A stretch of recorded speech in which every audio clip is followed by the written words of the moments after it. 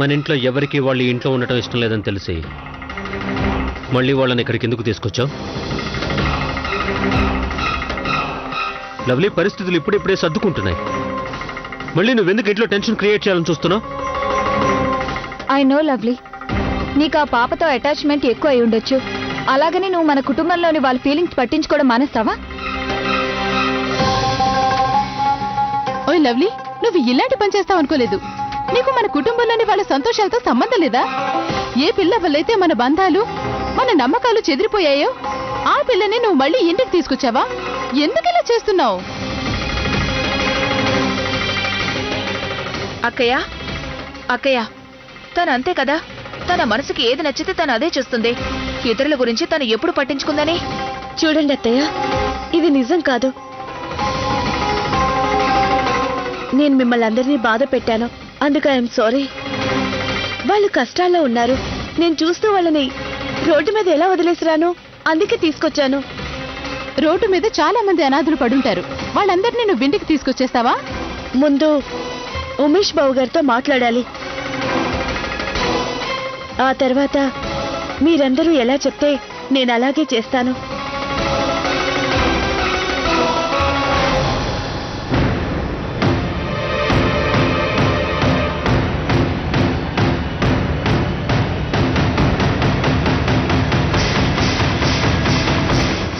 ఉమేష్ బాబు గారు, ఈ పుష్ప మీరన్నట్టు మీ ఫ్రెండ్ వైఫ్ కాదు.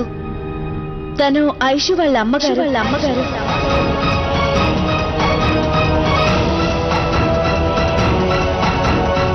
పుష్ప ద్వివేది. నేను చెప్పింది కరెక్టే కదా?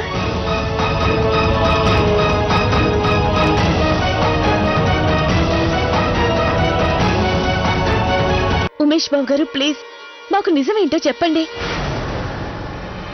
మళ్ళీ ఈ కొత్త నాటకం ఏంటి లవ్లీ? ఉమేష్ బాబు గారు, ప్లీజ్ ఈ రోజు కూడా మీరు మౌనంగా ఉండొద్దు. ఈ పాప కోసం, హాస్పిటల్లో చావు బతుకులతో పోరాడుతున్న ఆ పుష్ప కోసం ప్లీజ్ బావుగారు, మీకు దండం పెట్టి వేడుకుంటున్నాను. ఉమేష్ ని ఎందుకు అలా ఇబ్బంది పెడుతున్నావు? తన గురించి నువ్వేం తెలుసుకోవాలనుకుంటున్నావు? అమ్మా, తను నా నుంచి తెలుసుకోవాలనేది ఐషు నా కన్న కూతురా, నేను ఐషుకు తండ్రినా అని. నిజం చెప్పాలంటే ఈ ఐషు నా కన్న కూతురు.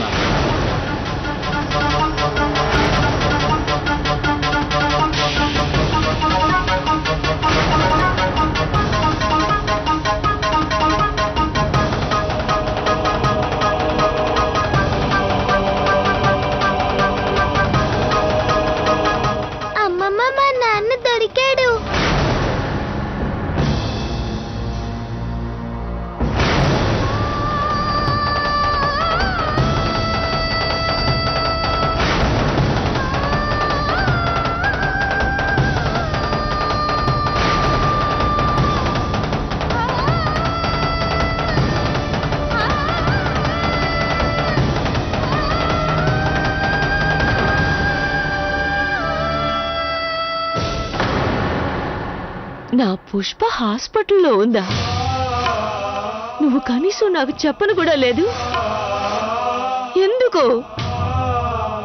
నేను తన కోసం ఊరంతా పిచ్చిదల్లా వెతుకుతున్నాను. తను ఎక్కడుందో నీకు తెలిసి కూడా చెప్పలేదు.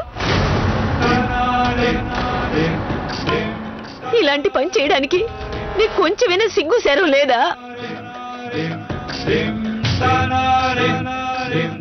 నా గురించి కాకపోయినా నీ కూతురు గురించైనా ఆలోచించాలి కదా. తన మీద నీకు కొంచెమైనా జాలి ఉంటుందనుకున్నాను, కానీ లేదు. తనని ప్రేమతో నీ గుండెలకు హత్తుకోవలసింది పోయి నువ్వు రిపోర్ట్సే మార్పించేశావు కదా. నీ కూతురు బాధ్యత నువ్వు తీసుకోవలసింది పోయి ఈ రిపోర్ట్స్ పేపర్లు నా చేతిలో పెట్టి నీ కూతుర్ని నువ్వు వదిలించుకోవాలనుకున్నావు కదా. నీ కూతురు జీవితం నాశనమైనా నీకు పర్వాలేదు కదా.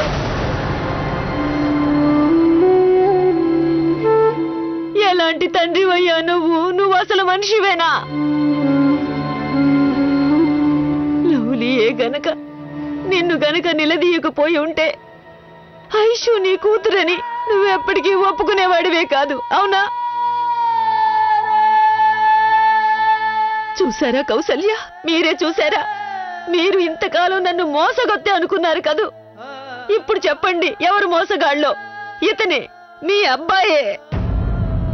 మీ అబ్బాయి నిజాయితీ పరులని చాలా గర్వపడేవారు కదా. ఇప్పుడేం సమాధానం చెప్తారో చెప్పండి.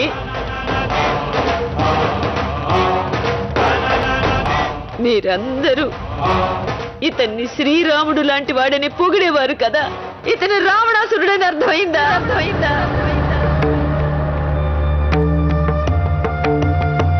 ఇప్పుడు జనానికి ఎలా మొహం చూపిస్తారు? మీరందరూ నేను మీ మీద ఆరోపణ చేశానని జైలుకు పంపించాలని అనుకున్నారు కదా. ఇప్పుడు ఎవరిని జైలుకు పంపిస్తారు? ఎవరిని? ఇప్పుడు నేరస్తుడు మారేసరికి న్యాయం కూడా మారిపోయిందా?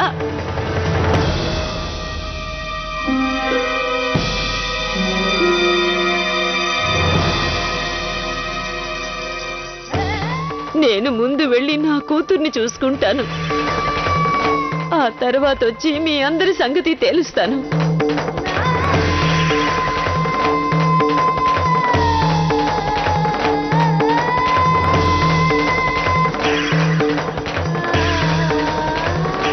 ఐషు, అమ్మా నువ్వు ఇక్కడే ఉండు, నేను ఇప్పుడే వస్తాను. లేదమ్మా, నేను కూడా మీతో పాటే వస్తాను. వద్దమ్మా, నువ్వు అక్కడికి రాకూడదు, నువ్వు ఇక్కడే ఉండు.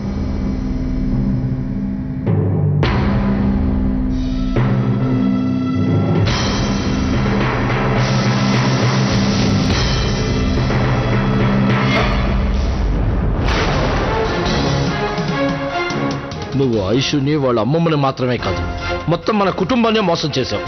విశ్వాసఘాతకం చేశావు నువ్వు మా అందరి పట్ల. అరే మేమందరం నిన్ను శ్రీరామచంద్రుడని పొంగిపోయాం, కానీ నువ్వు రావణాసురుడి కన్నా దుర్మార్గుడివి. తను జరిగిందేంటో అందరి ముందు చెప్పింది. నువ్వు మన కుటుంబంలో అందరి నమ్మకాల్ని వమ్ము చేశావు. నా మీద, నా పెంపకం మీద నాకే అసహ్యంగా ఉంది.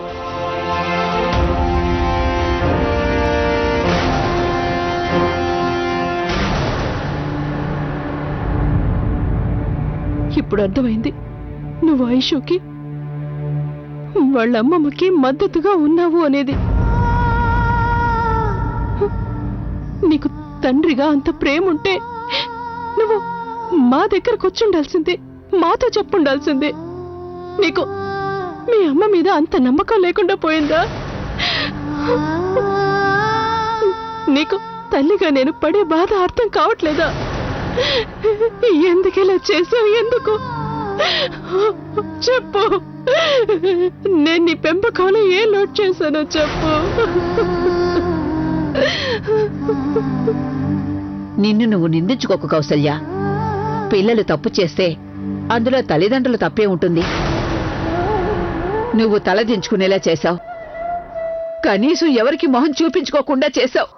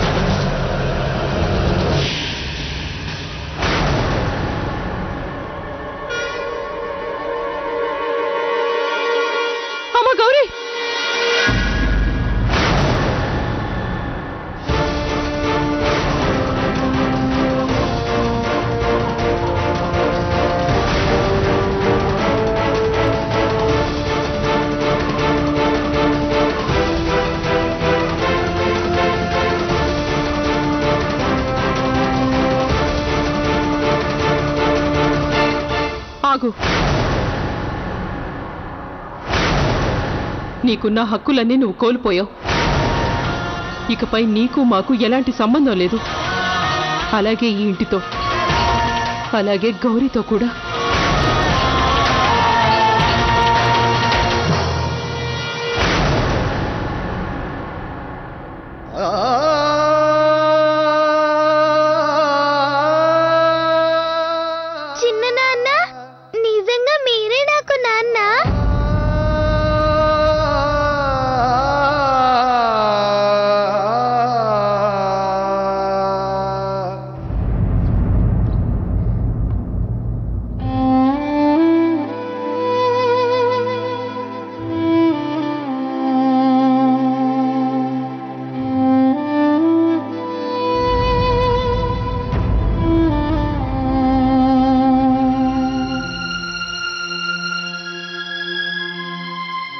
అమ్మ గౌరీ, ఇప్పుడు ఒంట్లో ఎలా ఉంది? అత్తయ్య, నేనిందాక చూసేటప్పటికి ఐషు వచ్చింది. మీరేమో మీరు ఆయన గారిని తిడుతున్నారు.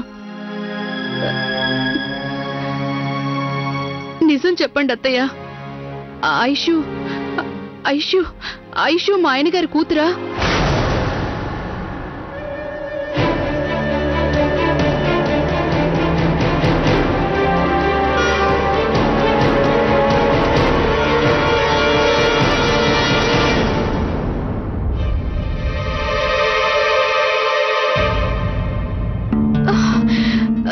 ఏమైంది అక్క? మీరు పడుకోండి. అత్తయ్య గారు సమాధానం చెప్పకుండా ఎందుకు వెళ్ళిపోయారు? ఈ సమయంలో తనకి నిజం చెప్పడం మంచిది కాదు. నిజం తెలిస్తే తన ఆరోగ్యం పాడవుతుంది. ఎవరు సమాధానం చెప్పరేంటి? చెప్పండి, అత్తయ్య గారు ఆయన్ని ఎందుకు తిడుతున్నారు?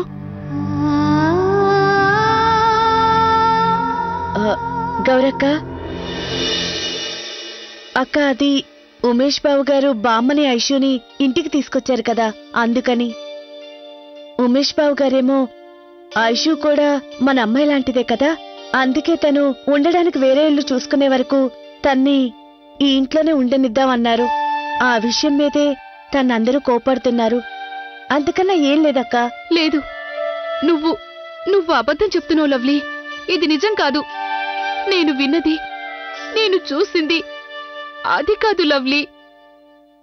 ఏంటక్క అలా మాట్లాడుతున్నారు?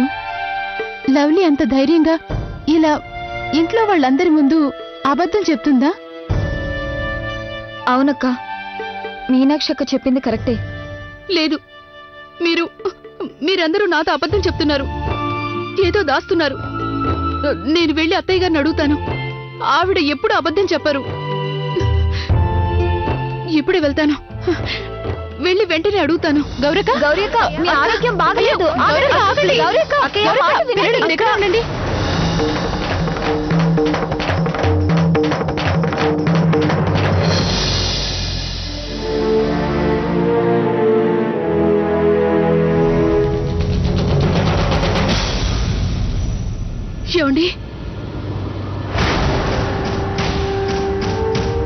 ఏమండి, చెప్పండి, అందరూ మిమ్మల్ని ఎందుకు కోపడుతున్నారు?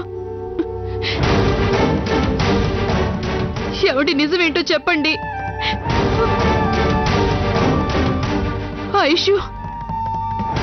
ఐషు మీ కూతురేనా?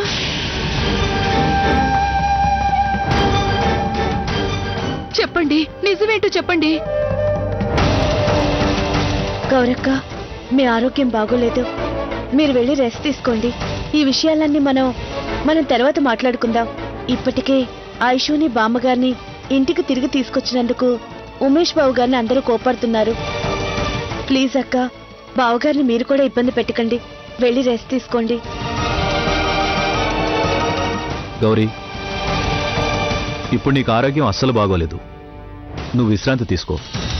నీకు నయమైన తర్వాత నీ ప్రశ్నలన్నిటికీ నేను సమాధానం చెప్తాను.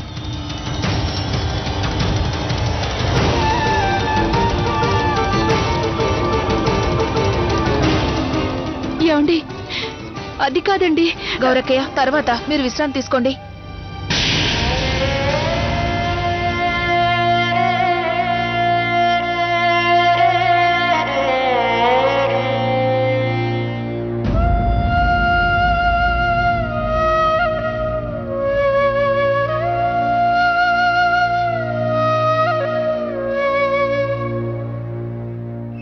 మీ అమ్మాయి కోసం మీరు రావడం చాలా మంచిదైంది. చాలా రోజుల తర్వాత తన స్పృహలోకి వచ్చింది. అలాగే ప్రస్తుతం తన కండిషన్ బెటర్గానే ఉంది.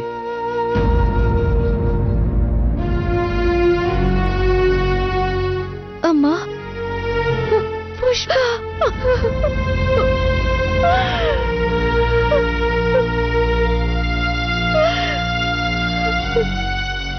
భగవంతుడా, నా కూతుర్ని ఇంకా ఎంతకాలం కష్టపెడతావు? తనని ఇంకా ఎంతకాలం పరీక్షిస్తావు? అమ్మా, నా ఐషు ఎలా ఉంది? ప్రస్తుతం తను ఎక్కడుంది? కంగారు పడకమ్మా, తను బాగానే ఉంది. ఇప్పుడు కౌశిక్ గారింట్లో ఉంది.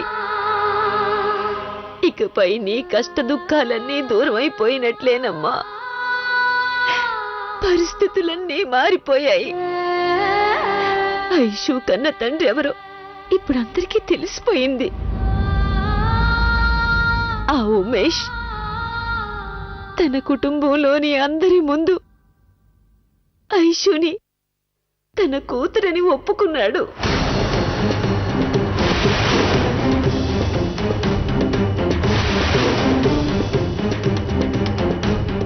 మన ఐషుకి ఆ కుటుంబంలో పూర్తి అధికారాలు దక్కాయమ్మా.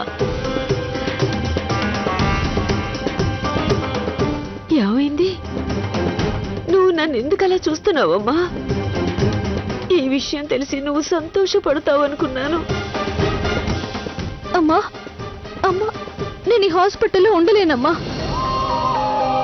నేను వెంటనే కౌశిక్ గారింటికి వెళ్ళాలి. వద్దమ్మా, నువ్వు ఇంకా పూర్తిగా కోలుకోలేదు. చూడండి, ఇప్పుడు మీరు వెళ్ళడానికి వీల్లేదు. మీ కండిషన్ ఇంకా క్రిటికల్ గానే ఉంది. మీరు మా అబ్జర్వేషన్ లో ఉండాలి. మీకు అర్థం కావట్లేదు డాక్టర్. నేను వెళ్ళి తీరాలి. పుష్ప, మొండి ప్లీజ్, నేను చెప్పేది వినండి. ఈ పరిస్థితిలో కదలకూడదు. నువ్వు ఇంకా కోలుకోలేదు. దయచేసి మీరు కదలకండి. మీరు ఇప్పుడు వెళ్ళడానికి వీల్లేదు. మీరేం చెప్పినా నేను వినను డాక్టర్ గారు. నేను వెంటనే కౌశిక్ గారింటికి వెళ్ళి తీరాలి. లవ్లీ, నువ్వు చేసిన పని అక్షరాలా కరెక్ట్. బాధపడకు. నిజం ఈ రోజు కాకపోతే రేపైనా బయటపడక తప్పదు కదా. బయట పడేది కాదేమో కార్తీక్. బావగారు ఈ విషయాన్ని అంత దూరం రానిచ్చేవాళ్ళు కాదు. నేను అందరినీ హర్ట్ చేశాను, ముఖ్యంగా గౌరక్కని. తన ఆరోగ్యం అసలే అంతంత మాత్రం. తనకిప్పుడు ఈ విషయం తెలిస్తే ఏం జరుగుతుందో ఊహించలేం. తప్పు నాదే కార్తీక్. నేనంతా సీరియస్ గా తీసుకోకుండా ఉండాల్సింది. ప్రతి విషయం మన చేతుల్లో ఉండదు. అప్పుడప్పుడు కొన్ని విషయాలు ఆ దేవుడి మీద భారం వదిలేయాల్సిందే. కానీ ఐషుని బామ్మగారిని చూస్తే నా మనసు ఒప్పుకోలేదు. నేను గనక వాళ్ళకి హెల్ప్ చేయకపోతే వాళ్ళ జీవితాలు నాశనం అయిపోతాయి. నేను వాళ్ళకి హెల్ప్ చేయబోయి మన కుటుంబం మొత్తాన్ని కష్టాలు పాలు చేశాను. ఐషు వాళ్ళ అమ్మమ్మ పరువు కాపాడడానికి నేను ఉమేష్ బావగారు గౌరక్కల బంధాన్ని పణంగా పెట్టాను. కార్తీక్, నాకు తెలియకుండా నేను పెద్ద తప్పు చేశాను. పెద్ద తప్పు. లవ్లీ, నువ్వు చేసింది చెడో మంచో నాకు తెలీదు. అలా నేను ఎవరిని నిందించను. ఉమేష్ అనేది తప్ప, ఆయన చేసిన పని తప్ప, అన్నయ్య ఇన్ని రోజులు మన దగ్గర ఈ విషయం దాచడం తప్ప అని నాకు తెలిసిందల్లా ఒకటే. నేను గనక నీ ప్లేస్లో ఉంటే నువ్వు చేసిన పని నేను చేసేవాణ్ణి.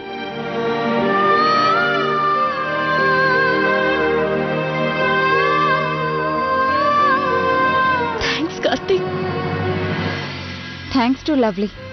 లేదంటే ఈ విషయం మనకి ఎప్పటికీ తెలుసుండేదే కాదు.